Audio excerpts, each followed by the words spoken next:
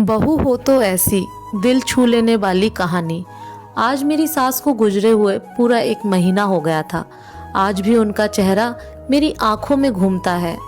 वह बड़ी सी लाल बिंदी माथे पर, कॉटन की साड़ी और लाल चूड़ियों से भरे हाथ, जिनके आगे पीछे सोने के कंगन रहते थे, ले देकर सबकी नज़र उन कंगन पर रहती थी। जब तक वह जिंदा रही, पूरे परिवार को एक प्रेम सूत्र में बांधे रही। मैं घर की बीच वाली बहू थी। मेरी देवरानी और जेठानी मेरी सास के साथ ही रहती थी और मैं मेरे पति सुमित उनकी नौकरी की वजह से बाहर रहते थे। आज जब घर आई तो सासू माँ की कमी बहुत ज्यादा खल रही थी, लेकिन सच्चाई को कौन टाल सकता है कि अब मेरी सासू माँ इस दुनिया में नहीं रही। आकर चुपचाप बैठ गई। ना वो पहले वाला प्यार था, ना वह अपनापन। अब मैं बहू नहीं थी, मेहमान थी बस। जैसे ही हम दरवाजे पर आते, मेरी सासू माँ उठकर गले से लगाती और मेरी देवरानी से बोलती उसके लिए पानी लाकर दे, बैठने को पीढ़ा लाकर देती। उनका सोचकर मेरी आंखों में आंसू आ गए। ऐसा लगा जैसे यह घर मेरा है ही नहीं। खैर, आज हम सब एक खास मकसद से यहाँ इकट्ठे हुए हैं। मेरा पूरा मायका और ससुराल, बाकी रिश्तेदार सब यहाँ उपस्थित थे।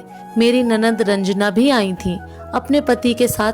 कारण यही था, जो जिसका था उसको मिल जाएगा, मतलब बंटवारा।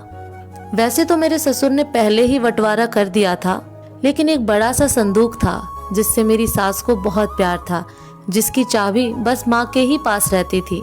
मेरे साथ साथ सबको यह जानने की इच्छा थी कि संदूक में आखिर ऐसा क्या है जो माँ ने आज तक किसी को देखने भी नहीं दिया। अब वो टाइम भी आ गया जब वह संदूक भी खोला गया। मेरे पति ने उसका सारा सामान बाहर निकाला। मेरी देवरानी जेठानी पागलों की तरह छीना झपटी कर रही थी।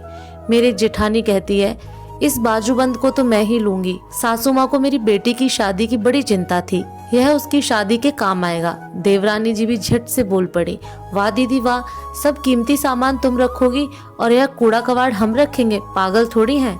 हमारी भी तो सास थी, हमारा भी तो हक है।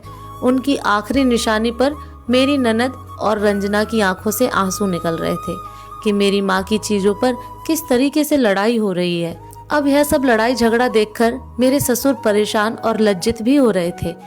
वह एकदम से भड़क गए और बोले, जिस घर की इज्जत बचाने के लिए तुम्हारी माँ ने पूरा जीवन लगा दिया, तुम लोगों के लालच ने एक पल में बिखेर दी वह इज्जत। भावना और सीमा बहू, तुम दोनों ही चुप रहो। मैं बहुत देर से चुपचाप बैठी सबकी बातें सुन रही थी। मेरे ससुर ने मुझसे कहा, बहू तुम भी तो कुछ बोलो, क्या तुम्हें कुछ नहीं चाहिए? हाँ पिताजी, भला मैं क्यों नहीं लूंगी अपना हिस्सा? एक तो है जो दीवार पर लगी है, जो मेरी सासू माँ की तस्वीर, मुझे वह चाहिए। और दूसरा, मुझे मेरी सासू माँ की सबसे प्यारी चीज। मेरे इतना बोलते ही देवरानी और जेठानी दोनों बोल पड़ी, नहीं अम्मा के सोने के कंगन अकेले तुम्हें ही नहीं मिलेंगे, हम तीनों का बराबर हिस्सा होगा, चाहे कंगन तोड़वाने ही क्यों न पड़े। इतने में ही मेरे जेठ बोले, जब हिस्सा बराबर ही हो रहा है तो पिताजी का क्या करना है, यह भी बता दो। देवर, होना क्या है, 4-4 महीने तीनों के पास रहेंगे, क्योंकि खाना पीना दवाई में भी तो खर्चा होता है, तो एक पर ही बोझ ना बने और सबको उनका प्यार भी मिलता रहे। मेरी ननद की अपने पिता की ऐसी दुर्दशा देखकर आंखों में आंसू आ रहे थे। जब ही मेरी नजर ननद रंजना के हाथों पर गई तो सासू माँ के कंगन रंजना के हाथों में थे और वह आंसू भरी आंखों से उनको देख रही थी और धीरे धीरे उन पर हाथ फेर रही थी, जैसे कि यह कुछ देर बाद मुझसे ये छीन लिए जाएंगे। मैंने पूछा, रंजना, यह माँ के कंगन तुम्हारे पास कैसे आए? रंजना, भाभी जब माँ को हॉस्पिटल में भर्ती करवाया था तब नर्स ने ही मेरे हाथ में दे दिए थे, कहीं भाग दौड़ में गिर ना जाए इसलिए मैंने पहन लिए। जब ही मेरी जेठानी बोली, तो तूने अपनी भाभी को क्यों नहीं बताया? लालच आ गया होगा। मेरी ननद और ससुर बस रो ही रहे थे। बस मुझसे बर्दाश्त नहीं हुआ और मैं बोल पड़ी, हो गया तुम सबका, तो अब मेरी बात कान खोल कर सुन लो। तुम सब माँ जी को बस इतना ही जानते थे।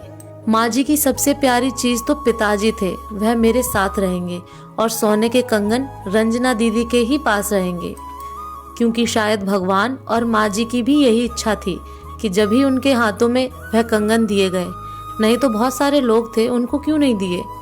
हम लोगों के लिए महज वह एक सोने के कंगन थे, लेकिन रंजना दीदी के लिए उनकी माँ का प्यार और उनकी माँ की आखिरी निशानी है। मैंने हाथ जोड़कर कहा, प्लीज उन कंगन को दीदी से दूर मत करो। यह सब सुनकर सारे रिश्तेदार मेरे फैसले की सराहना कर रहे थे। रंजना दीदी रोते हुए बोलने लगी, भाभी शायद इस वजह से ही माँ आपको सबसे ज्यादा प्यार करती थी। पिताजी और सारे रिश्तेदार मुझसे बोले, बहू ऐसी होनी चाहिए।